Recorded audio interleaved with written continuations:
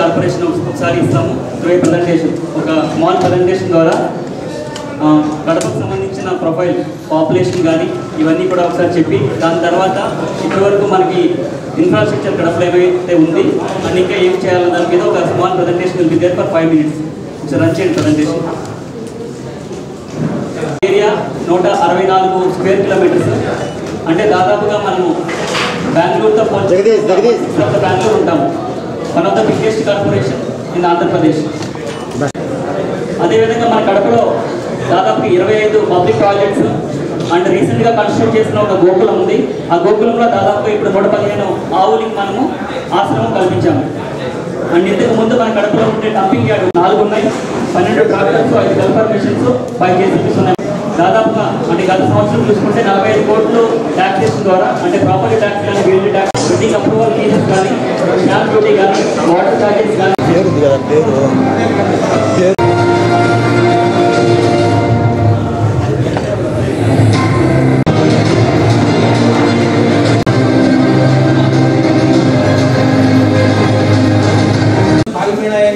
అధికారులు చెప్తున్నారు.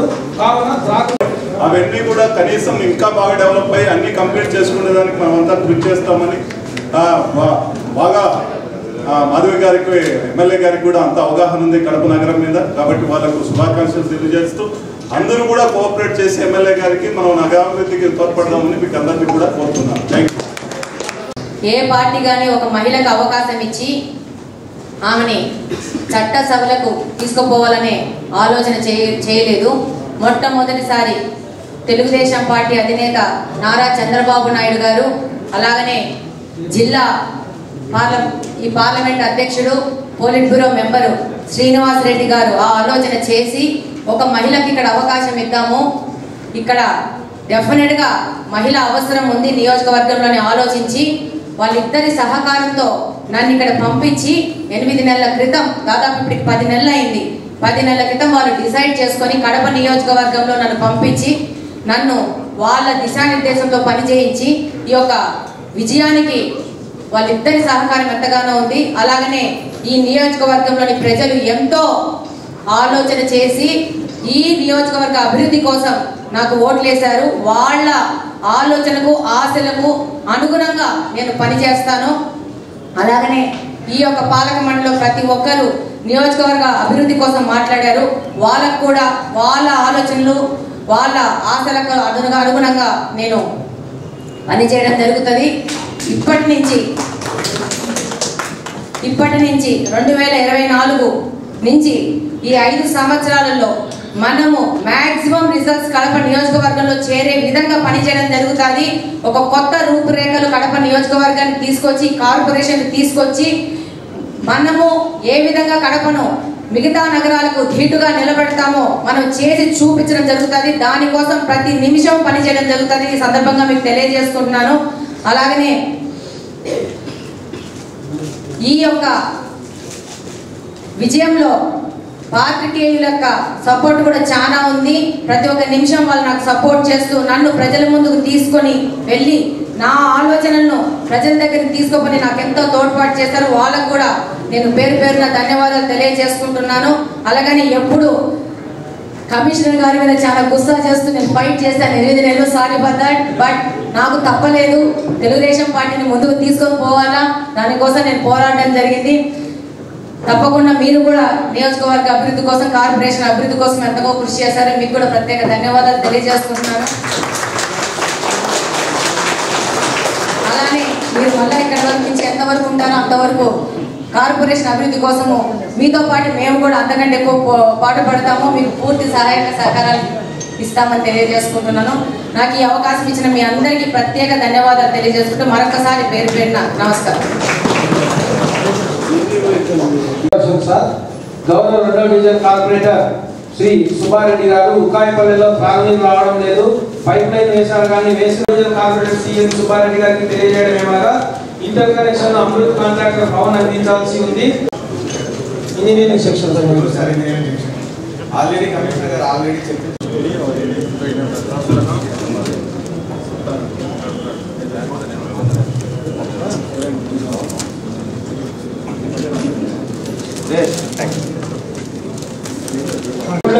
చెప్పుకున్నాము, మన ఫండ్స్ ఈరోజు చెప్పుకున్నాము. మన గడప గడప ఇంటి ముందర, నా ఇంటి ముందర అకౌంటబిలిటీ, అలాగే అకౌంటబిలిటీ ఉండాలి. అంటే వీళ్ళ మొత్తం ఎంత అవుతుంది, జనరల్ ఫండ్ నుంచి విత్డ్రా చేయాలనేది కడప నియోజకవర్గ ఎమ్మెల్యేగా తెలియజేస్తున్నాను. Thank you very much. శ్మశానం కోసము ఒక అర్జీ పెట్టుకోవడము, దాన్ని కార్పొరేషన్ వాళ్ళు ఎన్ఓసి ఇవ్వడం జరిగింది. అలాగనే కడప కార్పొరేషన్లో ఒక 16 డివిజన్లోనే కాదు, దండు ప్రజలు కూడా డిమాండ్ ఉంది, వాళ్ళకు కూడా శ్మశానం లేదని. అలాగనే వైఎస్ కాలనీలో వాళ్ళకు కూడా శ్మశానం లేదని వాళ్ళు కూడా చెప్తున్నారు. వైఎస్ఆర్ కాలనీలో వాళ్ళు ఎవరైనా చనిపోతే ఇటు నానేపల్లి వైపు, అటు తెల్మారెడ్డిపల్లి వైపు పోతే అక్కడ శ్మశానంలో వాళ్ళు ఆ యొక్క కార్యక్రమం జరుపుకోవడానికి అలో చేయట్లేదంట. మేము చనిపోతే రేపు మమ్మల్ని ఎక్కడ పెట్టాలో కూడా తెలియలేని పరిస్థితుల్లో ఈ కార్పొరేషన్ నడుస్తోందని వైఎస్ఆర్ కాలనీ వాళ్ళ వాసుల యొక్క ఆవేదన. అలాగనే నకాష్లో 34 డివిజన్, 35 డివిజన్లో కూడా శ్మశాన వాటిక పరిస్థితి చాలా అన్యాయంగా ఉంది. కబరిస్తాన్ దాదాపు అక్కడ వరకు నీళ్ళు వచ్చే పరిస్థితి ఉంది, ఖననం చేసే పరిస్థితిలో కూడా లేదు అక్కడ. దాన్ని కూడా ఈ యొక్క సభ దృష్టికి తీసుకొని వస్తున్నాను. అలాగే నానేపల్లిలో కూడా శ్మశాన వాటికి శ్మశానానికి పోతుంటే దాదాపు దారిలో మోకాల వరకు నీళ్ళు వచ్చే పరిస్థితి ఉంది. కార్పొరేషన్లో ఉన్నాం, 2024లో ఉన్నాం. ఈ యొక్క కార్పొరేషన్లో నివసిస్తున్న ప్రజలకు కనీసం శ్మశానం అనేది ఇది నేను దాదాపు 3-4 ప్రదేశాల డీటెయిల్స్ మాత్రమే ఇస్తున్నాను. దాదాపు ఇంకా ఎన్ని ఉన్నాయో ఒకసారి ఎంక్వైరీ చేసి శ్మశానం అనేది కూడా ఇవ్వలేని పరిస్థితిలో కార్పొరేషన్ నడుస్తామనేది చాలా బాధాకరమైన విషయము. దాదాపు 34-35 డివిజన్లు అయితే ఇప్పుడు మీరు వెళ్ళినా ఒక ఎంక్వైరీ చేసినా కూడా తగ్గితే మోకాలు ఎత్తు నీళ్ళు వస్తున్నాయి.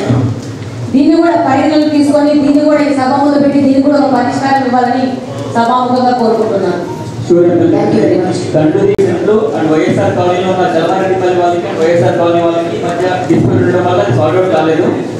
నకాష్లో ఉన్న ట్రైన్ ని డైవర్ట్ చేయడానికి కొత్త ట్రైన్ కూడా శాంక్షన్ చేశారు. అండ్ లాస్ట్ 1 year ఒక డ్రైవ్ కింద టేకప్ చేసి మనము ఒక 48 వైరల్ రోడ్స్ కంప్లీట్ గా compound walls jungle clearance board కూడా పెట్టాము. 19.5 సబ్జెక్ట్ దగ్గర 3 వైరల్ రోడ్ డెవలప్ చేసాము. మీరు చెప్పిన 3 కూడా అన్నీ మీరు వైఎస్ఆర్ కాలనీ గురించి చెప్తున్నారు.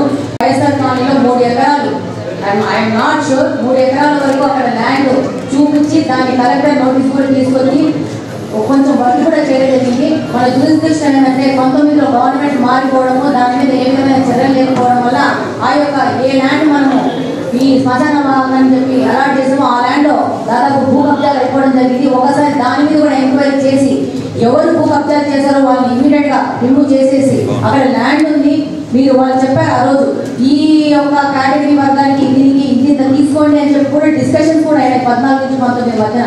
కానీ గవర్నమెంట్ మారిపోవడం వల్ల ఆ భూమి కబ్జా గురైపోవడం వల్ల వాళ్ళకి ఈరోజు బయలుదేరడం లేని పరిస్థితి ఏర్పడింది. ఒకసారి దాని మీద ఒకసారి దృష్టి సారించని కోరుకుంటున్నాను.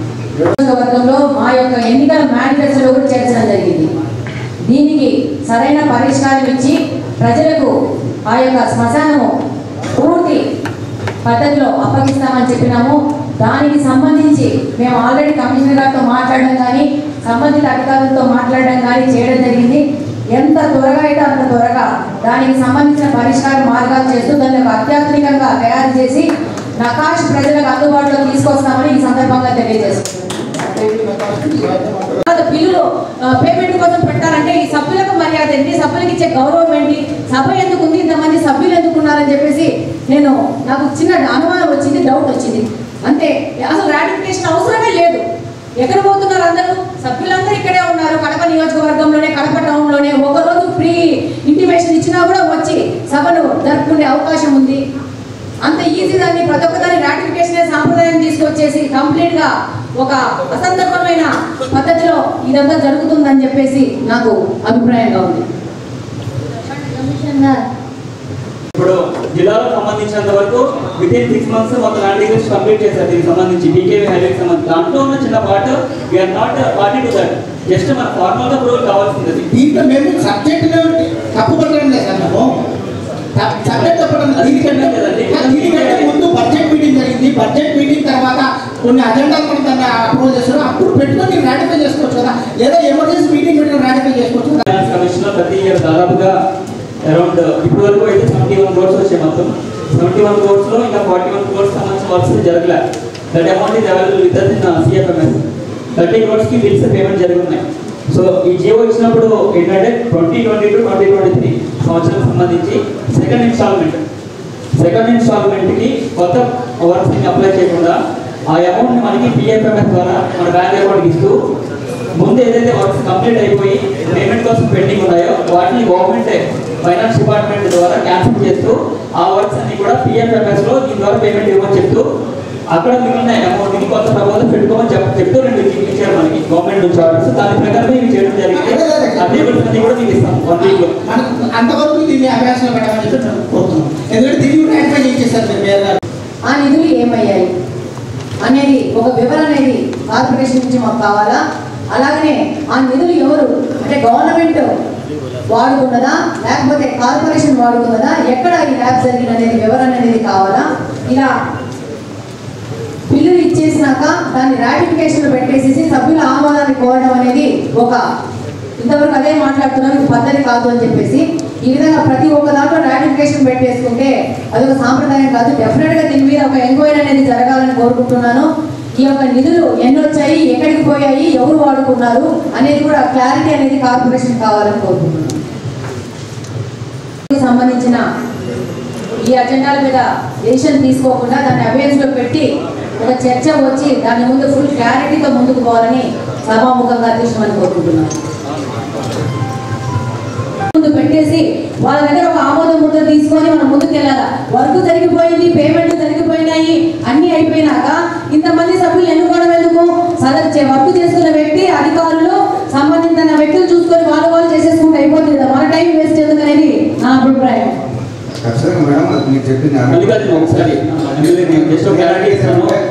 ఓన్లీ గవర్నమెంట్ జియోని ఏదైతే మనకి పిఎఫ్ఎంఎస్ ద్వారా పేమెంట్ ఇన్నారో అది ఒకటే రాటిఫికేషన్ పెట్టడం జరిగింది.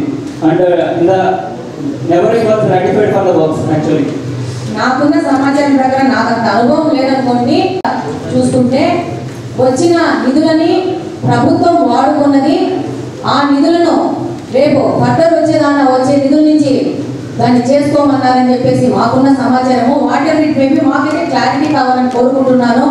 ఈ నిధులు ఎక్కడికి పోయినాయి అనేది సభ్యులకు అందరికీ తెలియాల్సిన అవసరం ఉందని కోరుకుంటున్నాను. అక్కడ ఒక ఇల్లు లేదు, భవాన్ నగర్ నుంచే కేసీ కెనాల్ వరకు కొద్దిగా ఒక ఉంటే భవాన్ నగర్ అది కూడా భూకంపంలో అప్పుడు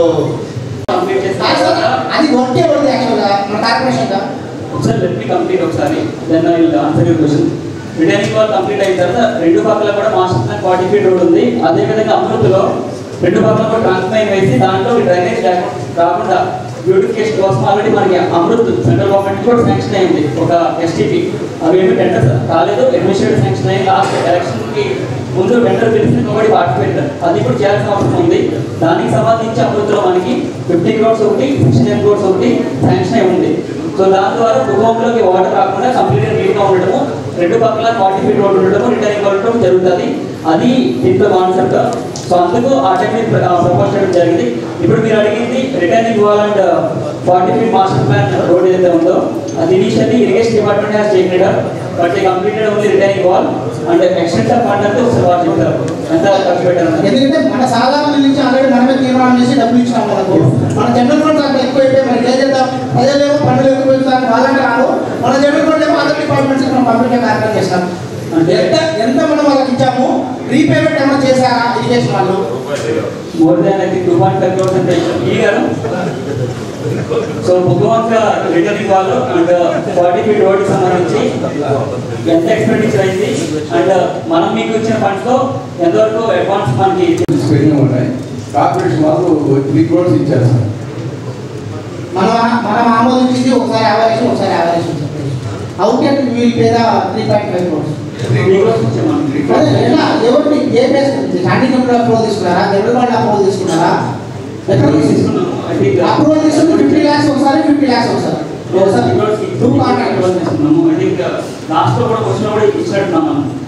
నేనే క్వశ్చన్ అడిగితే మీరు 50 lakhs ఒకసారి ఇచ్చాము. రైట్ ఆఫ్ రిలీజ్ చేసాము. ఇంకొకటి మనకి పిఎం ఈ బస్ కింద కూడా బస్సెస్ రాబోతున్నాయి. అప్పుడు డిస్కషన్ స్టాండింగ్ నేను చెప్పేది అట్లా కాదండి. ఇందాక అడిగిన క్వశ్చన్కి లేఅవుట్స్ అన్నారు కదా.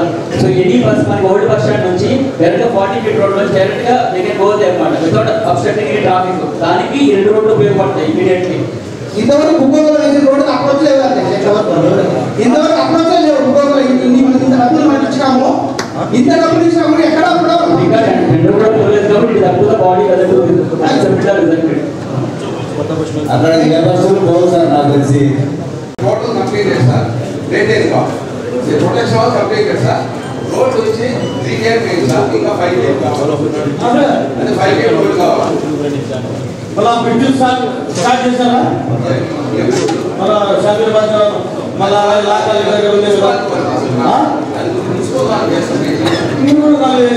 ఆపారు కదా. ఇది మా ఉంది అది కానివ్వండి చేశారు. పాత వర్షాలు నుండి మేము రామకృష్ణ వరకు రోడ్ వేసారా? మళ్ళీ వేరు కదా.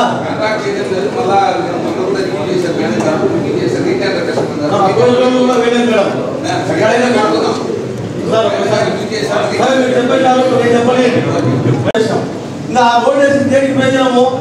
ఈ సత్తులోంచి ట్రాఫిక్ డైవర్ట్ అయ్యి అక్కడ వెళ్ళిపోవాలి కదా. అప్రోచ్ రోడ్లు లేవు, లైట్లు లేవు. అసాంఘిక కార్యకలాపాలు జరగాలంటే ఎందుకు జరగవు? మీరు లైట్లు వేయాలి కదా, డబ్బు వచ్చింది కదా, 3 కోట్లు ఇస్తున్నారు కదా, డబ్బు ఏమైపోయింది, ఖర్చు పెట్టారా లేదా చూపించండి. ఆ ఊరికి వేసినా ఈ ఊరికి వేసినా డబ్బులు ఏమైపోయినాయి? మాకు 21 crores పేమెంట్స్ ఉంది. మాకు ఇచ్చి 3 crores ఇచ్చింది. 3 crores లో చేసింది అదే కదా అడిగేది. గౌరవ సభ్యులు అడుగుతున్నారు, అంటే వాళ్ళకి మాత్రం కదా గౌరవ కార్పొరేట్ వాళ్ళని చూపించాలి కదా. ఆ రోజు చూపించారు, ఇప్పుడు కూడా చూపించారు. కంప్లీట్ చేస్తాము, ఆ బ్యాలెన్స్ అమౌంట్ మనం కంప్లీట్ చేస్తామంటే మనం డబ్బులు ఇచ్చాము. డబ్బులు తీసుకున్న తర్వాత నుంచి ఆ కాంట్రాక్టర్ ఏం పని చేశారో చెప్పాలి. మనం డబ్బులు ఇచ్చిన తర్వాత మరో డబ్బులు పేమెంట్ మనం ఎందుకు ఇచ్చాము? గవర్నమెంట్ నుంచి రావడానికి లేట్ అవుతుంది, ఇమీడియట్ గా అప్రోచ్ చేస్తాము, పెండింగ్ ఉన్న రోడ్లన్నీ మేము కంప్లీట్ చేస్తామంటే మనం డబ్బులు ఇవ్వడం జరిగింది. మన సాధారణ నిధుల నుంచి మనం పన్ను వసూలు చేసిన నిధుల నుంచి. ఆ తర్వాత వాళ్ళు ఎంత వర్క్ చేశారో చెప్పండి. ఇప్పుడు ఆ కాంట్రాక్టర్ సార్ మాకు ఇచ్చిన డబ్బులు ఏదైతే ఇరిగేషన్ ఒక 2 kilometers కంప్లీట్ చేశారో రెస్ట్ మెయిన్ రోడ్ కనెక్టివిటీ కోసం పెట్టడం జరిగింది. మరి ఇట్ ఇస్ నాట్ టెండర్డ్. ఇప్పుడు పొజిషన్ ఏంటి? అంటే టెండర్ వర్క్ నాట్ స్టార్టెడ్. ఇప్పుడు మనం అమలు చేస్తే టెండర్ అవుతుంది, తర్వాత వర్క్ అవార్డు అవుతుంది. Otherwise it not started. నమస్తే. అమలాపురం ఎమ్మెల్యే గారికి, కడప ఎమ్మెల్యే గారికి, రమేష్ గారికి అందరికీ నా హృదయపూర్వక నమస్కారాలు. ఈ స్కేటింగ్కు సంబంధించిన వర్క్, ఈ వర్క్లో మొత్తం పాత స్కేటింగ్ తీసేసేదానికి అంత కలిపా కొత్తగా అది కొంచెం క్లారిటీ ఉంటుంది. పాత స్ట్రక్చర్ కూడా ఇందులోనే ఉందే, అది సపరేట్.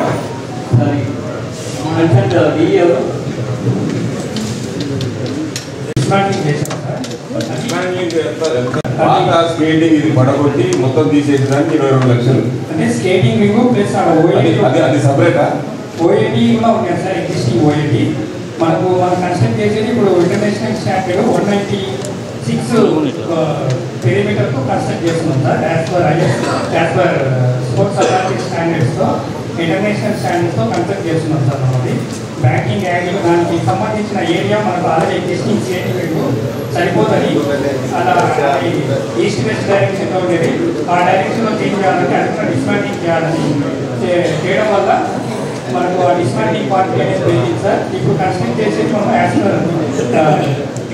డిస్మాండ్లింగ్ కూడా ఇందులో ఉందా?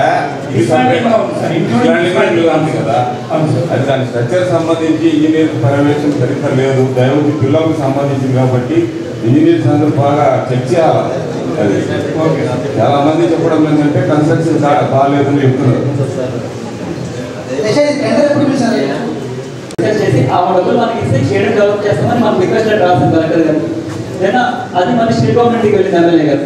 స్టేట్ గవర్నమెంట్ కూడా ప్రిన్సిపల్ సెక్రటరీ గారు అది స్పెషల్ కేసు కింద ఆమోదించారు మనకి. అండ్ వన్ మోర్ డిస్ట్రిక్ట్ అయింది Vizianagaram something, only 2 districts proposals మనకు వచ్చింది. అప్పుడు మనకి వాళ్ళు డబ్బులు ఇచ్చేస్తారు, మనకి ఇచ్చేసి యూ డెవలప్మెంట్, బట్ ఇదే మా దగ్గర ఫండ్స్ రిమైనింగ్ ఏదైనా కావాల్సి ఉంటే కానీ మీరే చేసుకోవాలని చెప్పడం జరిగింది. సో టోటల్ డెవలప్మెంట్ కి మనకి ఆల్మోస్ట్ 14 crores శాంక్షన్ అయిన ఎమ్మెల్యే గారి వరకు, అందులో 12 crores కలెక్టర్ గారు ఇచ్చారు. ఓన్లీ 1.5 crores మనకు పెట్టారు. నాకు చిన్న ఇప్పుడు ప్రతి ఒక్క చోట మేయర్ గారు ధృవీకరించి జనరల్ బాడీ ముందు పెడుతున్నామని అంటున్నారు. యాక్చువల్గా ప్రొసీజర్ ఏంటి? ఇప్పుడు మీ దగ్గర నుంచి మేయర్ గారు అధ్యక్షతన ఈ యొక్క ఫండ్స్ అన్ని వెళ్తాయి. యాక్చువల్గా ప్రొసీజర్ ఏంటి? మేయర్ గారు నిర్ణయం చేసేసుకొని ఆయన ప్రకారం ఆయనకి ఇష్టం వచ్చిన చోటల ఫండ్స్ డిస్ట్రిబ్యూట్ చేసుకుంటూ వెళ్తారా?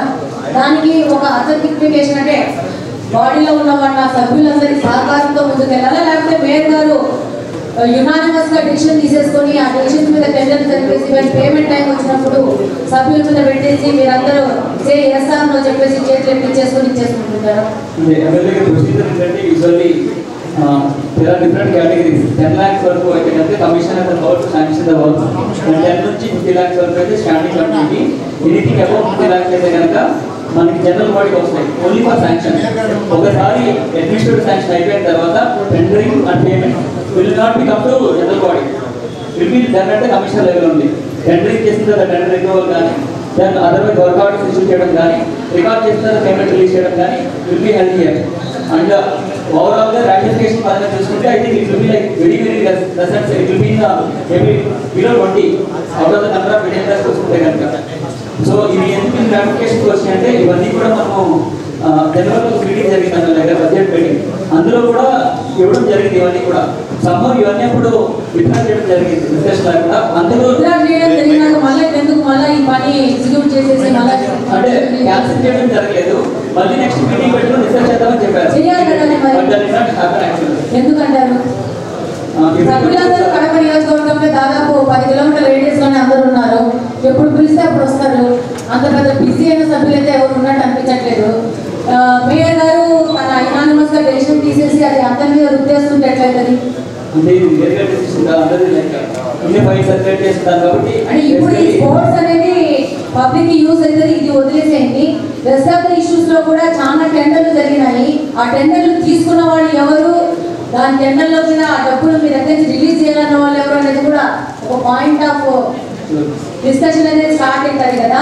సో సభ్యులను ఎవరికి ఏ విధమైన వివరణ లేకుండా వాళ్ళ దృష్టికి రాకుండా మేయర్ గారు అలోన్ గా డెసిషన్ తీసేసుకొని ఈ దానికి ఇక్కడ ఆ దానికి అక్కడ డిసైడ్ చేసుకొని వర్కులు ఎగ్జిక్యూషన్ అయిపోయినాక జస్ట్ బిల్ పేమెంట్ టైంలో సభ్యుల ముందు తీసుకొచ్చి దాన్ని అన్ని రాటిఫికేషన్ తీసుకొస్తా ఉంటే ఐ థింక్ అది చట్టంకు లోబడి కాదని అనిపిస్తా ఉంది.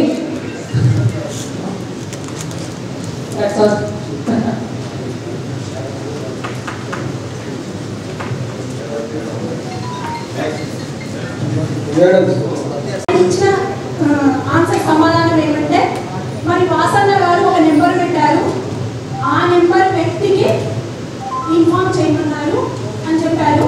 ఆ నెంబర్ మాకు ఫార్వర్డ్ చేయమని నేను చెప్పినాను. ఆయన పేరు రవిరెడ్డి అంట. ఈ రవిరెడ్డి ఎవరు? నా డివిజన్లో ఆయనకి ఏం పని? నా డివిజన్లో ఒక కార్పొరేటర్గా నన్ను సహకరించకుండా ఎవరు ఈ రవిరెడ్డి? ఆయనకు ఎందుకు మీరు పత్రాలు అందజేసి ఆయన చేతికి ఇన్ఛార్జ్గా ఇచ్చినారా, లేకపోతే ఎవరు ఆ వ్యక్తి? ఆయన వచ్చి పెన్షన్లు చూసుకోవడం ఏంటి? ఇన్ని సంవత్సరాలు మేము అక్కడ కష్టపడి గెలిచిన వాళ్ళము మమ్మల్ని ఎందుకు పిలవడం లేదు?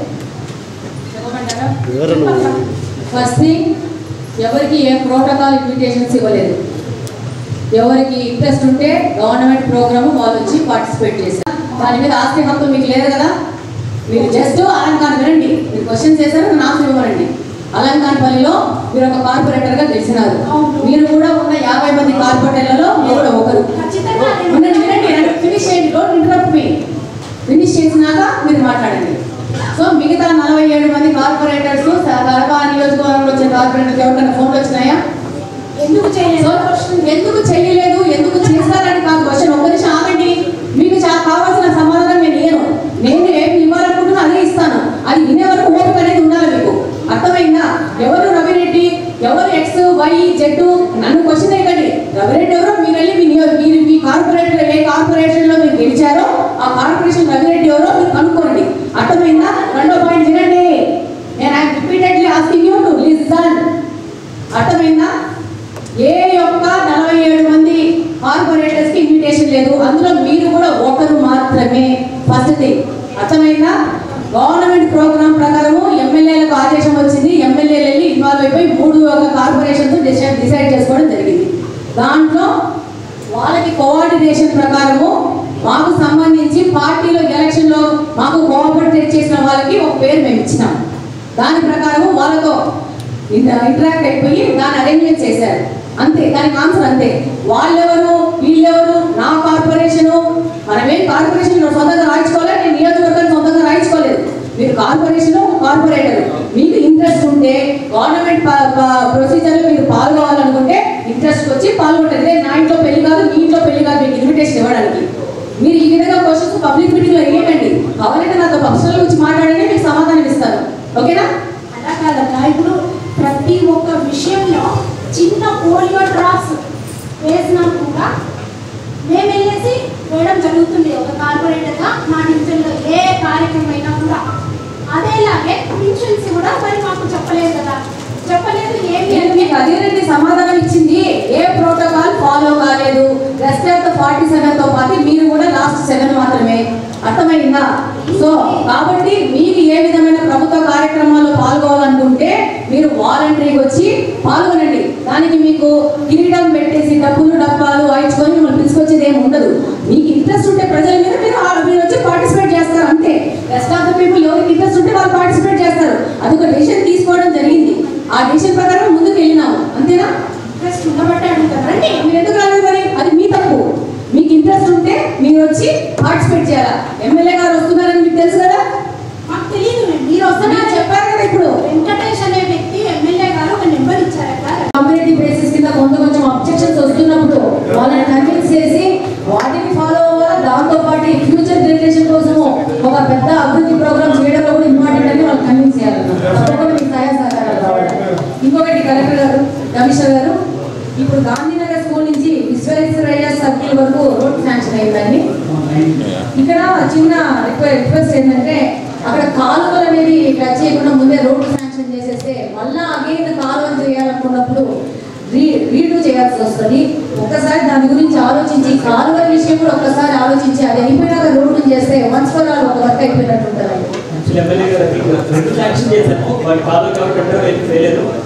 ఇప్పుడు మళ్ళీ రీఅప్లోడ్ చేశారా టెండర్? చేశారా? చెప్పండి. చేసినారు. What amount?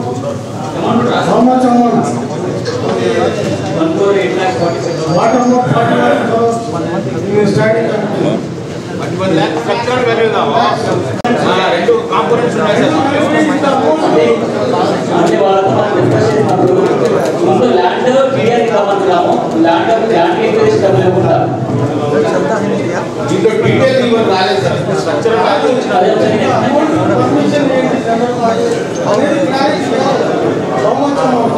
ఇందులో అవి ఒక లక్షలో ఓన్లీ స్ట్రక్చర్ కాంపన్సేషన్ స్టాండింగ్ అందులో అవి ఎక్కువ చేస్తారు. ఎండింగ్లో ఇంత అమౌంట్కు మాకు శాంక్షన్ ఇవ్వండి. ఏది అక్కడ వచ్చి స్టాండింగ్ కమిటీలో 21 లక్షలు అంటారు, ఇక్కడ వచ్చి 1 లక్ష గుర్తులో పడింది. గట్టిగా ఏం ఇంజరీస్ లేకుండా బయటకు వచ్చింది. కొంచెం మీకు ఆ టెండర్ పొజిషన్ ఏముందో ఏమో నాకు తెలియదు, కానీ ఒకసారి కనుక్కోండి, లేకపోతే మట్టేసంగా ఫిల్ చేసేసేయి. స్కూల్ వైపు కడుతున్నాం. స్కూల్ అది సాయం అయింది. మేడం వాళ్ళు పక్కకు వచ్చాడికి లెఫ్ట్ సైడ్ హౌసెస్ ఉన్నాయి కదా, ఫస్ట్ 2 పేపర్లు ఎందుకు మిస్ అయినాయి, మళ్ళీ పేపర్లు వచ్చినాయి, మళ్ళీ పర్సంటేజ్ తగ్గింది సార్. 1.60 లెస్ చేసినాడు, మళ్ళీ ఇప్పుడు 0.51 లెస్ చేసిన వాళ్ళకి ఇచ్చినారు. అంటే ఫస్ట్ టెండర్ మళ్ళీ సేమ్ క్యాండిడేట్ సెకండ్ టైం అన్ని పేపర్లు పెట్టినప్పుడు ముందు వేసినంతనే వేయాలి కదా. బయట సబ్మిట్ పేపర్స్ తర్వాత ఆ టైంలో సబ్మిట్ చేసాము. దానికి సంబంధించిన ఎప్పుడు భూమి పూజ జరిగిందో, ఎప్పుడు స్టార్ట్ చేసినారో అంత తొందరగా ఎందుకు చేయాల్సిన అవసరం ఉంటుందో మాకు అర్థం కాదు. కనీసం కార్పొరేట్ భూమి పూజ కూడా ఎక్సీఎం గారే చేయడం జరిగింది. ఇప్పుడు స్టార్ట్ ఎక్సెస్ కూడా సార్ అవసరం వస్తే అప్రూవల్ ఆఫ్ టెండర్ బాడీ. మనం టెండర్ బాడీ అమలు లేకుండా వర్క్ స్టార్ట్ చేసేసాము. అది పేపర్లో వచ్చింది, నెట్లో వచ్చింది. అనవసరం అది అంత ఎమర్జెన్సీ ఏంటంటే మనకు ఎమర్జెన్సీ కారణాలకు మనం కాంట్రవర్షన్ చేసి రాటిఫై చేసి దాన్ని వర్క్ చేయాల్సిన అవసరం ఎందుకు అనే మా అప్రూవల్ కాకుండానే అంటే డైరెక్ట్ గా నేను నా కాలం చేస్తాను. కలెక్టర్ వచ్చి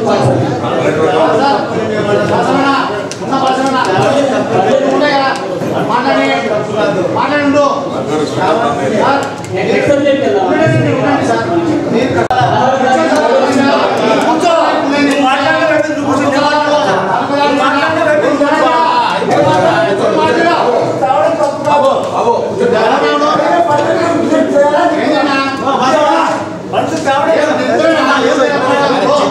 కష్టపడతాడు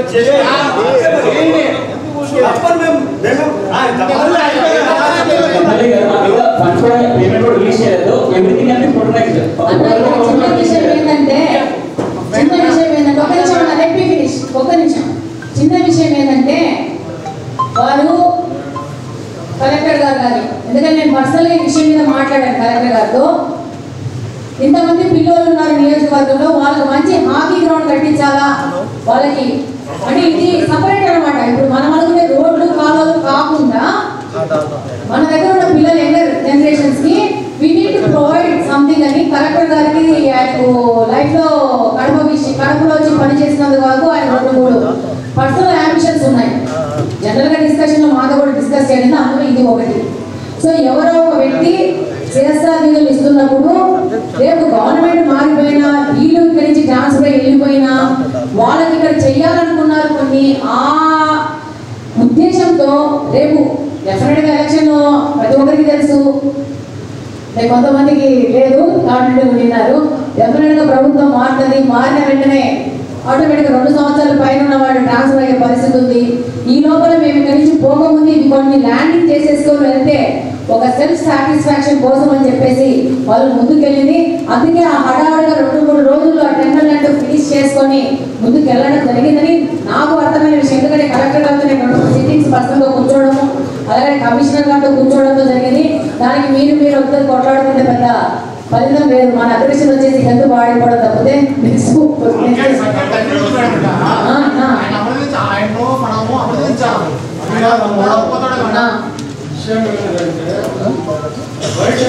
ఏదో కార్పొరేషన్ అన్ని కాదు కొన్ని మేము అలో చేయలేదు.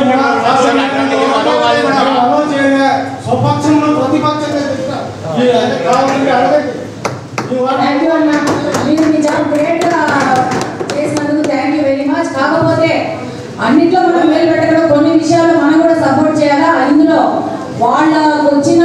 సెల్ఫ్ బెనిఫిట్ ఏమీ లేదు.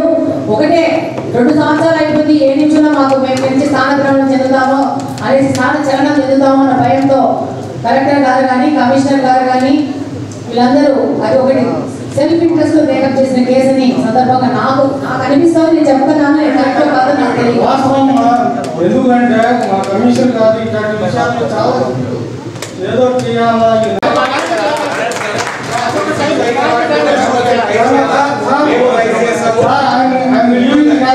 క్లారిటీ ఇస్తాను.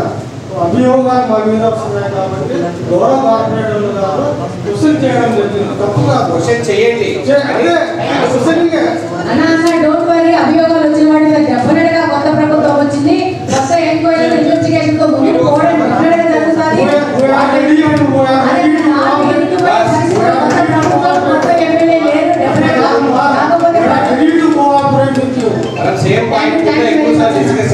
మీరందరూ కరెక్ట్, అవసరమైన క్లారిఫై చేయకుండా ఉండాల్సిందని చెప్పి సురేష్ గారు అన్నారు. మా ఎమ్మెల్యే కూడా కడప ఎమ్మెల్యే కూడా చెప్పారు. కానీ ప్రతి దాని మీద అదే ఉందని మీరు చేసినారు. పీటీగా దాని మీద కూర్చునే బదులు ఇవి రాటిఫై చేయడం వల్ల ఇది అన్యాయం జరిగిందని ఒకటి పాయింట్ అవుట్ చేసి మనం డిస్కస్ చేసుకుంటా పోతే ఇంకా బెటర్గా ఉంటుంది. దాన్ని కూడా మనం కంట్రోల్ చేసుకోవడానికి ఈజీగా ఉంటుంది. డెవలప్మెంట్ ఆయన కొంచెం ఎక్కువ ముందస్తు ఆలోచించి వర్షాకాలం గురించి ఆలోచించాలి, పనులు చేయించి మొదలుపెట్టినగా కొన్ని అర్థం చేసుకుని త్రూ చేయాల్సినవి ఉన్నాయి. అవి దాని మీద మనం పాజిటివ్గా రియాక్ట్ అవుతాం. ఆయన కమిషన్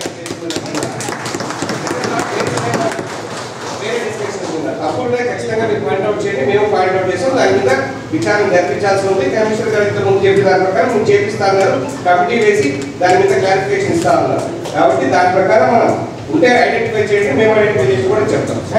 బట్ మిగతా వాటి మీద టైం వేస్ట్ చేయకుండా జనరల్ దాని మీద ఎక్కువ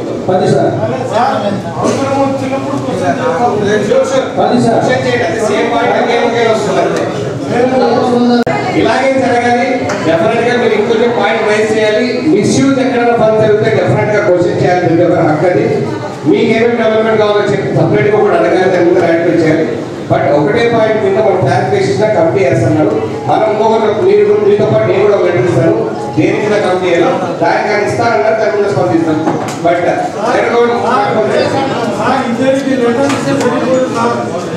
మీతో పార్టీ అన్న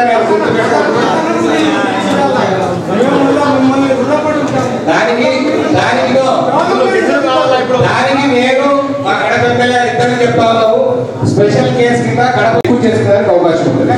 అది సార్ దయచేసి అక్కడ ఉన్నటువంటి చాలా మంది పెద్దవాళ్ళు ఉన్నారు కదా, వాళ్ళకు కూడా సహకరించండి. ఎందుకంటే మాకు నగరాభివృద్ధికి వాళ్ళందరూ 3 పక్కల మాసాబేకి పోతాము, నల్లమయ సర్కిల్ పోతాము, కృష్ణ సర్కిల్కి వస్తాం. కాబట్టి మీరందరూ ఏ విధంగా న్యాయంగా ఉంటే అదే విధంగా చేసి అక్కడ ఉన్నటువంటి ప్రజలను కాపాడాలని తెలియజేస్తున్నాం. లేదంటే మీకు మొత్తం సహాయం చేసి వాళ్ళ రోడ్ల మీద పడడం ఖాయమని తెలియజేసుకుంటున్నా.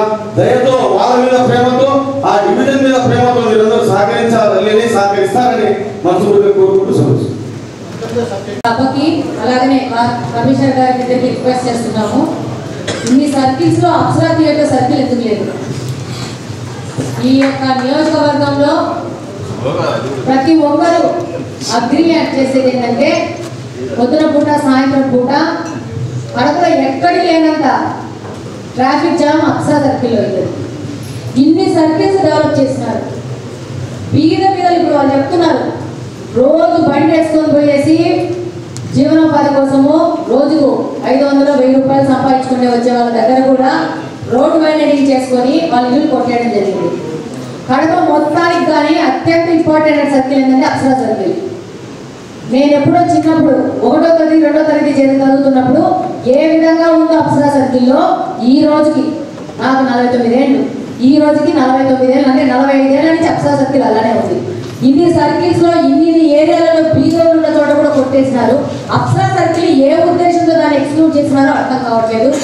ఈ సభ ద్వారా ఈ రోజు నాకు అవకాశం వచ్చింది కాబట్టి ఇక్కడ కూర్చొని డెఫినెట్ గా నేను రిక్వెస్ట్ చేసుకుంటున్నాను ఈ కార్పొరేషన్ ని, ఇక్కడ ఉన్న సభ్యులని, అధ్యక్షుల్ని, అలాగే కమిషనర్ గారిని, మీరు అప్సరా సర్కిల్ ని కూడా డెవలప్ చేసే విధంగా, ప్రజలకు అందుబాటుకు వచ్చే విధంగా కూడా మీరు ప్రయత్నం చేయాలని చెప్పి కోరుకుంటున్నాను. డెఫినెట్ గా చేస్తామన్నా, తప్పకుండా ఆమోదం తెలుపుతాము. Thank you. ఇది కూడా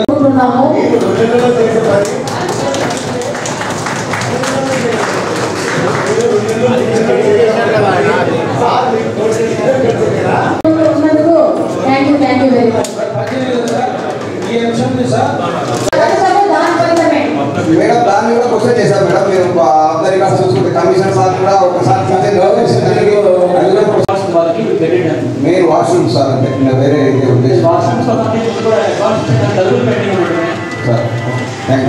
కూడా ప్రధాన విజయం కార్పొరేటర్ గారు సార్ కడప నగరపాలక సంస్థ నందు కొంతమంది నీటి వారి కనెక్షన్ లేకపోయినా ఇందులో నిజంగా లేకపోతే రిడ్యూస్ చేయాలి లేకపోతే వచ్చాను తప్ప ఒకసారి అమౌంట్ పెడతారు డేటా ఒకసారి పెట్టాడు ముందుగానే నోటీస్ బోర్డు కూడా పెడతాం అందరికీ కూడా పెట్టిన తర్వాత మళ్ళీ place for the general body sir. అదొకటి సార్ ఈ డోర్ నెంబర్ క్లబ్ చేసే దాంట్లో ఏదైనా డిస్టర్బెన్స్ వస్తే సీడీఎంఏ పంపించేసామని అన్ని చేతులు దొరుకుతున్నాం సార్ మా వాళ్ళు. అక్కడ నుండి రావాలనేది పెండింగ్ పెట్టేస్తున్నారు. వాళ్ళు ఏదైనా పెళ్లిళ్ళకు ఏదైనా పిల్లలకు అమ్మాలనుకున్నా ఏదనుకున్నా ఏదైనా రిజిస్టర్ చేయాలనుకున్నా చదువులకు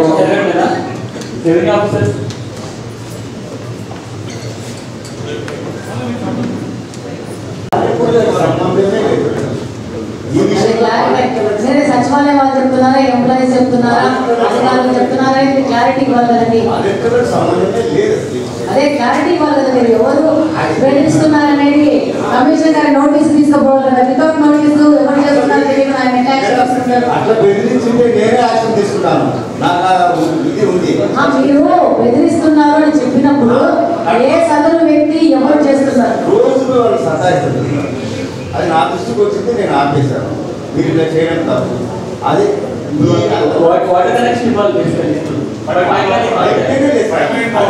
నాకు ముందు వచ్చింది కదా, మీ దృష్టికి తీసుకెళ్ళి నేను పైప్ లైన్ లేపించింది. మన రీసెంట్గా వచ్చింది. ఎలక్షన్ మూమెంట్లో మనం ఏం చేయలేము కదా. ఎలక్షన్ అయిపోయిన తర్వాత తీసుకెళ్తామంటారు. అలా పైప్ లైన్ వేసుకోవాలి. ఆల్రెడీ కట్టారు. మనం చెప్పారు కడతాం కట్టుబడి దానికి ప్రారంభించారు. మేము కూడా పర్సనల్ మీ దగ్గరకు వచ్చి ఎవరు వ్యక్తులతో చేస్తున్నారో మేము కూడా కనుక్కుంటాము. వాళ్ళకి సంబంధించిన దాని మీద పరిష్కారం చేసి వాళ్ళకి తోడుగా పనిచేస్తాము. సార్ ఇంకొకటి సార్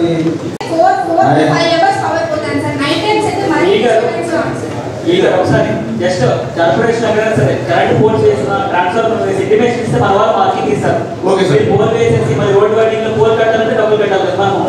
సో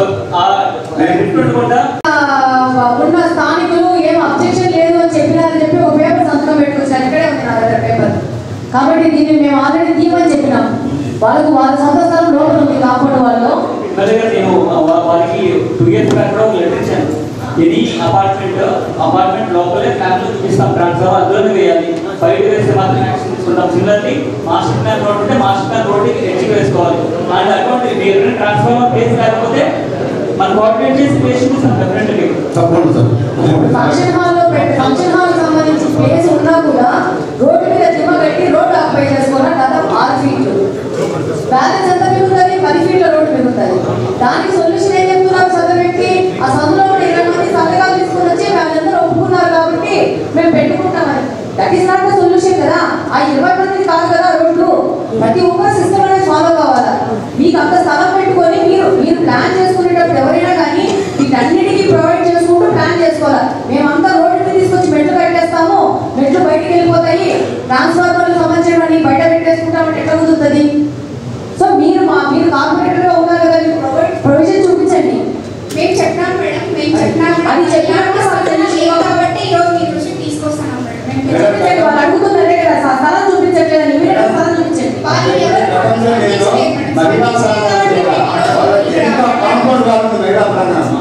మహిళా ప్రాంగణం ముందు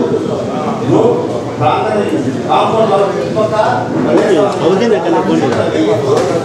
రోడ్డు వస్తుంది. అట్లా ఇంటి 4 సాయంత్రం కాంపౌండ్ వాళ్ళ గేట్ ఉంది కదా, కాంపౌండ్ వాళ్ళ కాంపౌండ్ రెస్ట్ చేసుకోవచ్చు. ఆడ వేయండి నేను చెప్పాను. నేను చెప్పినా కానీ అదే మళ్ళీ ఆ రోడ్లోనే పడుతుంది.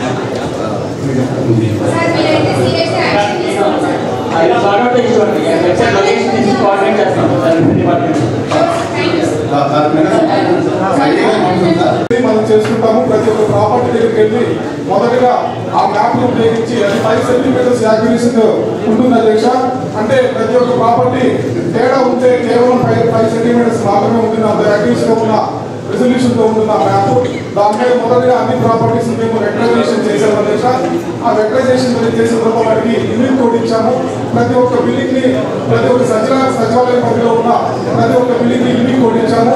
ఆ యూనిట్ కోడ్ తీసుకొని ఆ మ్యాప్ తీసుకొని క్షేత్ర స్థాయిలోకి వెళ్ళి దాన్ని పరిశీలించి అందులో ఏమన్నా ఎక్స్ట్రా ఫ్లోర్స్ ఏమైనా ఉన్నా, అనాథరైజ్ కన్స్ట్రక్షన్స్ ఏమైనా ఉన్నా, అలాగే మరి ఫీల్డ్ బిట్ తీసుకొని రెవెన్యూ రోడ్ బిట్ తీసుకొని గవర్నమెంట్ అధికారులు అలాగే ఫీల్డ్ బుక్ తీసుకొని రెవెన్యూ అధికారులు వెళ్ళి అసెస్మెంట్ చేశారా, అసెస్మెంట్ చేశారా, మరి ఎడిషనల్ ఏమైనా ఫ్లోర్స్ కట్టారనే విషయాన్ని అర్థం చేసుకొని ఆ మళ్ళీ ఆఫీస్కి వచ్చేసి అదే డేటాని మరి వాళ్ళు కంపైల్ చేసుకొని QGIS అనే సాఫ్ట్వేర్ లో ఎంటర్ చేస్తారు. దానివల్ల సో ఎవరైతే ఈ కమర్షియల్ ఉన్నారో అలా పెన్షన్ ద్వారా వచ్చింది. గత 20 రోజుల్లో దాదాపుగా 5 కోట్ల మూలధనం పెరిగింది కార్పొరేషన్ కేవలం ఈ పీరియడ్లో 5 crores. అండ్ అదేవిధంగా మన కలెక్షన్ చూసుకుంటే మనది బిఫోర్ 2020 వరకు we are collecting only 20 crores rupees. అదే 22-23లో మనం 51 crores కలెక్ట్ చేశాం. అంటే అప్పటి వరకు కేవలం 65,000 మంది కడుతున్నారు ప్రాపర్టీ ట్యాక్స్. కానీ 2022-23లో 84,457 మంది స్వచ్ఛందంగా ప్రాపర్టీ ట్యాక్స్ కట్టారు. 51 crores వచ్చింది. అదే 2023-24లో 85,827 మంది కట్టారు. 45 కోట్లు వచ్చింది. సో ఇంతకుముందు మనం ఉంటే మూలధనం కూడా అంటే కంప్లీట్ ప్రైవేట్ ప్రాపర్టీ ట్యాక్స్ తీసుకుంటే జస్ట్ 25 crores 30 crores ఉంది. ఇప్పుడు అది దాదాపు 46 కోట్లు పెరిగింది. అంటే నెక్స్ట్ వచ్చే రానున్న 5-10 years లో దీనివల్ల కార్పొరేషన్ అభివృద్ధి తప్ప, because everybody if you provide good services they will definitely pay property tax. అందుకైతే అది స్టేట్ మొత్తంలో కూడా మొన్న ఏప్రిల్లో 5% రిబేట్ లో అత్యధికంగా కడప కార్పొరేషన్ కట్టారు. దాదాపు 10 కోట్ల దాకా కలెక్షన్ వస్తుంది మనకి. చిన్న సబ్మిషన్ సార్ లాస్ట్ లో ఈ చిన్న 3,300 అసెస్మెంట్ మాత్రమే రివైజ్ అయ్యాయి తప్ప మిగతా ఎవరిని చెక్ చేయలేదు. ఒక చిన్న సబ్మిషన్ సార్, ఈ 3,117 సార్ అది ఫెయిల్ అయిందని మేము ఏడీపీ తీసుకున్నాం సార్. దీనికి సార్ జిఆర్పీతో మేము కొత్త ప్రభుత్వం వచ్చింది, కొత్త ప్రభుత్వం నిర్ణయం తీసుకుంటుంది, అప్పుడు వాళ్ళకి ఆగండి అంతే. నేను చెప్పేది ఏంటంటే గవర్నమెంట్ చేంజ్ అయింది. ఎందుకంటే గవర్నమెంట్ వస్తుంది, వాళ్ళ ఒక రూలు మీరు ఒక రూలు, ప్రజల మీద భారం ఎవరు చెప్పేదంటే ఎవరికి ప్రాపర్టీ 20 సెంట్లు ఉన్న 1 సెంట్ ప్రాపర్టీ ట్యాక్స్ కట్టాలంటే అది మా జాబ్ డ్యూటీ. కమిషనర్ గా నేను వెళ్ళి వెరిఫై చేసి కార్పొరేషన్ కి ఫైనాన్షియల్ లాస్ కూడా బాధ్యత నా జాబ్ డ్యూటీ. అది రాలే కాబట్టి గౌరవ సభ్యులు మాట్లాడుతుంటే దానికి సంబంధంగా గౌరవ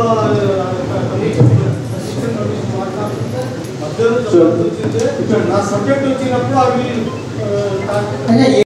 అసెట్ వాల్యూ వచ్చిందాకనే ప్రతి ఒక్కరు 1000 రూపాయలు ఉండే పండు వచ్చేసి 3,000 4,000 పెరిగింది. మళ్ళీ ఇప్పుడు మనం ఏడీపీ సర్వే పెట్టేసి మనం వితౌట్ మాస్టర్ ప్లాన్ లో ఉన్న రోడ్స్ తీసుకుని వాళ్ళకు 100% పెనాల్టీ విత్ 2021 అంటే దాదాపుగా చిన్న ఎగ్జాంపుల్ ఇద్దరే ఆక్యుపై చేసుకుంటే ఉంటుంది తప్ప ఇప్పుడున్న రోడ్ ప్రకారం ఉంటుంది పెనాల్టీ. ఉదాహరణకు నేను ఒక 10% ఇచ్చేసాను మాస్టర్ ప్లాన్ రోడ్కి. చాలా మంది ఏం చేశారు, వాళ్ళు ఏదో మనకి ఇచ్చేసారు గవర్నమెంట్, మళ్ళీ దాంట్లో కన్స్ట్రక్షన్ చేసేసారు. సో ఆ కేసెస్ పెనాల్టీ తప్ప మిగతా మీరు చెప్పినట్టు ప్రతి దాని మీద 2021 నుంచి అసెస్మెంట్ స్పెషల్ కేసెస్ ఉంటే కనుక జిఆర్పీ పెట్టి మీరు ఇమీడియట్ రివైజ్ టాక్సేషన్ మీరు పెట్టిన దాంట్లో 3,000 చేసిన దాంట్లో దాదాపుగా 1,200 సేమ్ 2021 నుంచి తీసుకున్నారు. ఇప్పుడు మీరు 3,000 అంటున్నారు, అది 3,000 నుంచి శాటిలైట్ ఇమేజెస్ ద్వారానే నిజంగా 2021లో ఖాళీగా ఉంటే శాటిలైట్ ఇమేజెస్ వెరిఫై చేసాం. ఎవరికైతే ఇప్పుడు రీసెంట్ కట్టుకున్నారంటే అప్పటి నుంచే వేసాను. అదే అట్లా చేయడం కదా సార్. మీరు ఒకసారి వెరిఫై చేస్తున్నారు, ప్రజలు భయపడకుండా అవుతున్నారు. మళ్ళీ మన వాళ్ళు ఏం చేస్తారంటే ప్రజలు కడతారా లేదా లేకపోతే డిమాండ్ చేస్తామని చెప్పేసి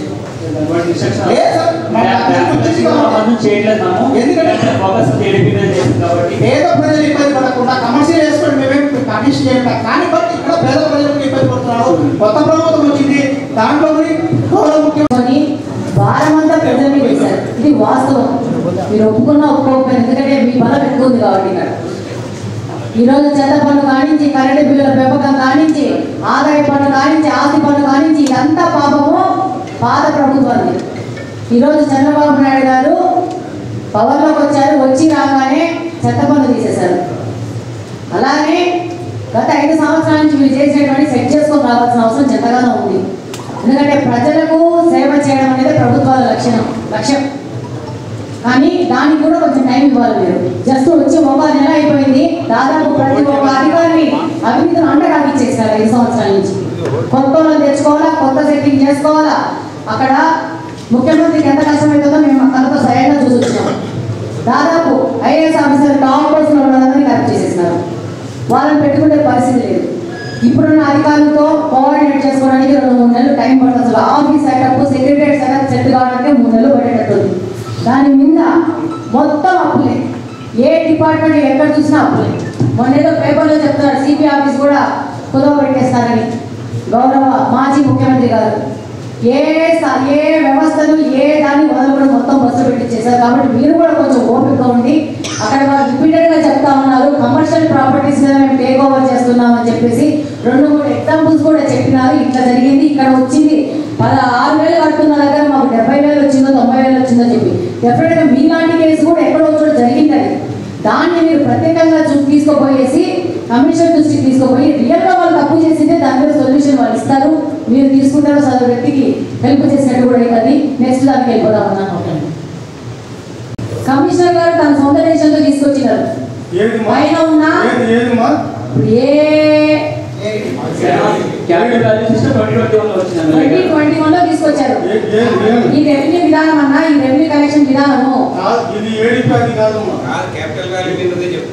ఎంత కావాలంటే అంత పిండుకొని సంక్షేమ పథకాలు చేయాలన్న ఉద్దేశంతోనే పెట్టారు. క్లారిటీ అదే. అంతకుముందు లేదు కదా. ఇంతకుముందు చంద్రబాబు గారు మీరే చెప్తున్నారు ఏడీపీ ద్వారా తీసుకునేవాళ్ళు యాన్యువల్ రెంటల్ వాల్యూ దగ్గర తీసుకునేవాళ్ళు చెప్తున్నారు. మీరే ఏఆర్పీ ద్వారా తీసుకునేవాళ్ళు చెప్తున్నారు.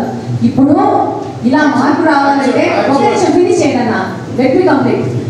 ఈ విధంగా మార్పు తీసుకోవాలంటే మీరు, నేను, కమిషనర్ గారు డిసైడ్ చేసేది కాదన్నా. ఆల్రెడీ అంత ముందున్న జగన్మోహన్ రెడ్డి గారు ఎక్కువ మొత్తంలో ప్రజల నుంచి డబ్బులు తీసుకోవాలా, ప్రతి ఒక్కరికి ఫ్రీగా డబ్బులు ఇవ్వాలా, సో నేను ప్రొవైడర్ని అని అనిపించుకోవాలని ఇలా మొత్తం సిస్టమ్స్ అన్ని ఫాలో పెట్టారు.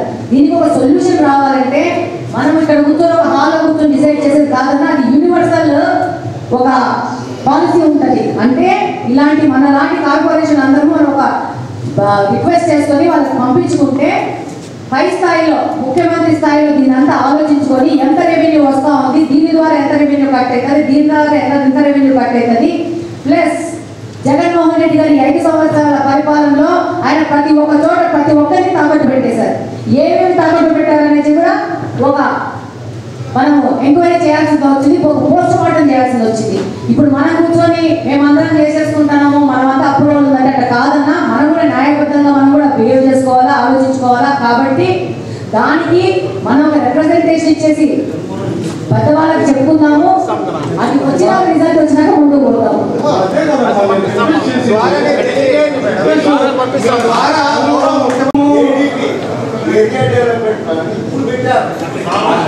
అది మిగతా ఎక్కడ ఏ కార్పొరేషన్ లో కూడా లేదు. స్టేట్ లెవెల్ ఎక్కడా లేదు. స్టేట్ లెవెల్ ఎక్కడా లేదమ్మా.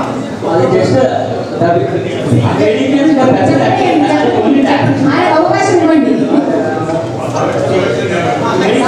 అవకాశం ఇవ్వండి. ఫస్ట్ ఏడీపీ అనేది జస్ట్ డోర్ నెంబర్స్ ఎలా ఉన్నాయి, మన రోడ్స్ ఎలా ఉన్నాయి, ఎక్కడ పార్క్ పెట్టుకో దాంట్లో బాగానే చేశాను.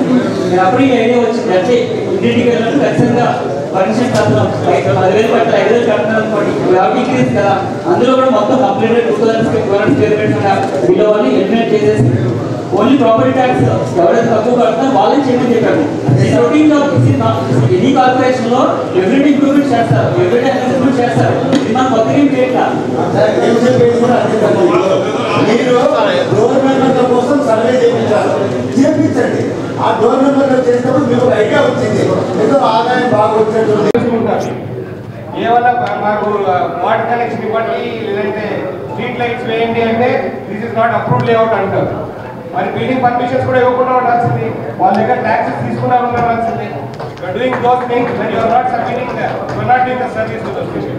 It has to be addressed commissioner గారు అధ్యక్షుడు గారు. అలాగే ఇంద్రానగర్ లేకుంటే లిమిట్స్ దాటైనా కూడా ఒకసారి బోర్డు మన జనరల్ బాడీ అప్రూవల్ తీసుకొని చేయండి. That is much needed. ఎందుకనంటే నేను తెలుసు ఇంద్రానగర్ పరిస్థితి అంతా లేదు, వాళ్ళ పనులు పోయి వచ్చి ఇవి కూడా చూసుకోవాలంటే చాలా కష్టం ఉంటుంది. Please address those issues. These are not in agenda, but I'm requesting you, I give you official letter again. Please sort out this things. మిగతావి నెక్స్ట్ ఇష్యూస్ లో మాట్లాడతాను. డెఫినెట్ గా మీటింగ్ కండక్ట్ చేస్తాను మీ మీద ఆఫీసర్లతో. మన ఒకసారి మీరు పర్మిషన్ ఇవ్వండి, వీళ్ళ ఆ డివిజన్స్ అన్ని సంబంధించి ఒకసారి చేస్తాను. నాకు ఈ ఛాన్స్ ఇచ్చిన అందరికీ special thank you. And first time నాతో పాటు మా ఎమ్మెల్యే గారు వచ్చిన తర్వాత, కడప ఎమ్మెల్యే గారు నేను వచ్చిన తర్వాత ధైర్యంగా మాట్లాడిన కార్పొరేటర్లు అందరూ కూడా ఎంకరేజ్ మళ్ళీ కూడా హ్యాపీగా స్వచ్ఛంగా ధైర్యంగా మాట్లాడాలని చెప్పేసి మరొకసారి తెలియజేసుకుంటూ I'm just taking. Thank you very much. ఈరోజు కడప కార్పొరేషన్లో జనరల్ బాడీ మీటింగ్ జరిగింది. దీంట్లో చాలా విషయాలు కూడా ప్రస్తావనకు వచ్చాయి. వాటన్నిటి మీద సభ్యులు కూడా చాలా ఉత్సాహంగా ఉత్తేజంగా దాని మీద మాట్లాడడం కూడా జరిగింది. డెఫినెట్గా దాంతోపాటు కడప నియోజకవర్గంలో ఇంకా ఏ పనులు చేయాలా, ఏమేమి ఇంకా మనకు అవసరం ఉన్నాయని దాని మీద కూడా చర్చలకు రావడం జరిగింది. అలాగనే పబ్లిక్ డిమాండ్స్ని కూడా వాళ్ళు సదరు కార్పొరేటర్స్ కమిషనర్ గారి దృష్టికి, అధ్యక్షుల వారి దృష్టికి తీసుకురావడం జరిగింది. డెఫినెట్గా తెలుగుదేశం ప్రభుత్వము ఇక్కడ యాజ్ అన్ ఎమ్మెల్యేగా డెఫినెట్గా అభివృద్ధికి ఒక ఆకాంక్షిస్తూ దానికి సపోర్టివ్గా మేము ఉండబోతున్నాము. అలాగనే ఈ అభివృద్ధిలో భాగంగా అవినీతిని తీసుకొచ్చి ఆ ప్రకారంగా పోవడాన్ని కంప్లీట్గా వ్యతిరేకిస్తాము. దానికి సంబంధించిన విధంగా ఏ విధమైన సపోర్టు ఉండదు. డెఫినెట్గా ప్రతి ఒక్క ఇష్యూ మీద ఎంక్వైరీ చేయడం జరుగుతుంది. అలాగనే ఈ కార్పొరేషన్లో ఈ 5 సంవత్సరాలలో జరిగిన కబ్జాలు కానీ అవినీతి కార్యక్రమాలు కానీ మీ అందరికీ తెలుసు, మీడియా ద్వారా మీరే పత్రికల్లో తీసుకొస్తున్నారు. చాలా జెడ్పీ ఆస్తులు కానీ పోలీసులకు సంబంధించిన ఆస్తులు కానీ వాటిని కబ్జా చేయడం జరిగింది, అన్యాక్రాంతం అయిపోవడం జరిగింది. అలాగనే మీకు తెలుసు చాలామంది రోడ్లని, ఫుట్పాత్లని, పేమెంట్లని ఆక్రమించేసుకొని వాళ్ళకు పర్మనెంట్ బిల్డింగులు కట్టుకోవడం ఈ 5 సంవత్సరాలు జరిగింది. వీటన్నిటి మీద కూడా క్లియర్గా ముందుకు పోవడం జరుగుతుంది. అభివృద్ధి కాంక్షతో ముందుకు పోయి పనిచేయడం జరుగుతుంది. ఈ 5 సంవత్సరాల్లో కమిషనర్ వాళ్ళ సపోర్టు తీసుకొనేసి అలాగనే ఇప్పుడున్న ఆల్రెడీ ఉన్న కార్పొరేటర్ సహకారం తీసుకొని డెఫినెట్గా కడప అభివృద్ధి కొరకు, కడప కార్పొరేషన్ అభివృద్ధి కొరకు డెఫినెట్గా పనిచేస్తాము. ప్రజల నుంచి ఏ సమస్యలు వచ్చినా కానీ సంబంధిత అధికారులతో మాట్లాడి వాళ్ళ సమస్యలు తీర్చే విధంగా ప్రతి ఒక్కటి చర్చలను చేసుకొని ఏది ద బెస్ట్ అనేది విధంగా ముందుకు పోయి పనిచేయడం జరుగుతుందని ఈ సందర్భంగా తెలియజేస్తున్నాను. మేడం, నియోజకవర్గంలో జనవరి నుంచి మీరే చెప్పారు ఇందాక, జనవరి నుంచి డ్రైనేజ్ వ్యవస్థ పనులు మొదలు పెట్టారు. అయితే కొంతవరకు కమిషనర్ గారు చొరవతో పనులు పూర్తయిపోయినాయి. అయితే అక్కడ ఏం జరుగుతుందంటే రోడ్లలో మట్టి యథావిధిగా అట్లా వదిలేస్తున్నారు, అది పూడ్చడం లేదు. ప్రజలైతే చాలా ఇబ్బందులు పడుతున్నారు, వృద్ధులు అయితే కింద పడిపోతున్నారు. డెఫినెట్గా ఇది కూడా నా ఎక్స్పీరియన్స్లో ఉంది. డెబ్రీస్ తీయట్లేదు, అవి అలానే వదిలేస్తున్నారు. వర్కులు అయిపోయినాక అది కూడా ఇప్పుడు కమిషనర్ గారు కూడా పక్కనే ఉన్నారు. నేను ఈ విషయం తీసుకుపోవాలనుకుంటున్నాను, ఇందులోనే మీరు ఎత్తినారు. డెఫినెట్గా వర్కులు ఫినిష్ అయిపోయిన చోట డెబ్రీస్ ఎత్తి ఆ యొక్క క్లీనింగ్ ప్రోగ్రామ్ చేసేసి ప్రజలకు అనుకూలంగా తీసుకురావడం కూడా చాలా ఇంపార్టెంట్. దాని మీద కూడా డెఫినెట్గా పనిచేస్తాం. సార్, రిక్వెస్ట్ ప్రధానంగా ముత్రాజ్పల్లి రూట్లో స్కూల్ పిల్లలు వెళ్తున్నారు. పర్లేదు సార్, మీరు కూడా వినరా? ముత్రాజ్పల్లిలో స్కూల్ పిల్లలు ఎక్కువ శాతం వెళ్తున్నారు. అక్కడ డ్రైనేజ్ వ్యవస్థ పూర్తయింది. డెఫినెట్గా మీకు చెప్పాను, క్లీన్ అండ్ గ్రీన్. దాదాపు మొన్ననే ఒక రివ్యూ మీటింగ్ పెట్టుకోవడం జరిగింది. శానిటేషన్ వాళ్ళతో అడిగినాం, ఎన్ని రోజులకు ఒకసారి మీరు ఈ ఫాగింగ్ చేస్తున్నారని అడగడం కూడా జరిగింది. డెఫినెట్గా మళ్ళీ ఇంకా రివ్యూ పెట్టుకొని కొంచెం శానిటేషన్ వాళ్ళకు సంబంధించిన అధికారులు కొంచెం నిరాసక్తగా ఉన్నారు. ఇంతవరకు నేను దాదాపు ఎలక్షన్ క్యాంపెయినింగ్లో దాదాపు గడ్డి బజార్లో నేను ఒక చోటకు రాత్రి 10:30 దిగితే ఒక దాదాపు 4 అడుగుల ఎత్తున ఒక కార్నర్లో చెత్త వేసి పెట్టింటే దాని మీద నేను ఒక చిన్న వీడియో కూడా రిలీజ్ చేసి ఎప్పుడు క్లీన్ చేస్తారని చెప్పడం జరిగింది. నిన్న ఒక 4 days బ్యాక్ మళ్ళీ నేను అది నడివిది గంగమ్మ తల్లి దగ్గరికి పోతాం అదే కాలనీలో ముందుకు పోవడం చెప్పింది. నిన్న కూడా అదే పరిస్థితి ఉంది. ఆగి మళ్ళా చూసి రావడం జరిగింది. డెఫినెట్గా నేను ఈ దగ్గరలోనే శానిటేషన్ సంబంధించిన అధికారులతో మాట్లాడి ప్రతి ఒక్క కార్నర్లో ఒక మట్టి దిబ్బలాగా చెత్త దిబ్బలు తయారు చేసి పెట్టారు. మొన్న నకాష్లో పోయినప్పుడు కూడా ఇమ్మీడియట్గా నేను అక్కడున్న సచివాలయ సిబ్బందితో మాట్లాడడం జరిగింది. వాళ్ళు చెప్తారు 3 గంటలకు వచ్చి తీస్తారు, 4 గంటలకు వచ్చి తీస్తారని చెప్పి ప్రజలు తిరుగుతున్న టైంలో తీస్తున్నామని చెప్తున్నారు. మళ్ళీ మరుసటి రోజు పోతే అలే కుప్ప అలానే ఉంది. డెఫినెట్గా వాళ్ళతో ఒక రివ్యూ మీటింగ్ పెట్టుకోను, వాళ్ళని అలర్ట్ చేసి వాళ్ళతో పనిచేసే విధంగా ముందుకు పోవడం జరుగుతుంది. ఇంకేం లేవా క్వశ్చన్స్? Thank you.